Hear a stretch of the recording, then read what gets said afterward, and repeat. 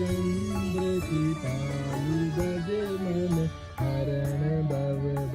दारुणं नव कंजलोचन कंज मुख कर कंज पद कंजारुणं कंदर्प अगणित अमित छवि नव नील नीरद सुंदरम पटपीतमानहु तड़ित रुचि शुचि नवमि जनक सुतावरम भज दीन बंधु दिनेश दानव दात वंशमि कंदनम रघुनंदयानंद कंद काशन संद दशरथ नंदन सिरमुकुट कुंडल तिलक चारु दारु अंग विभूषणम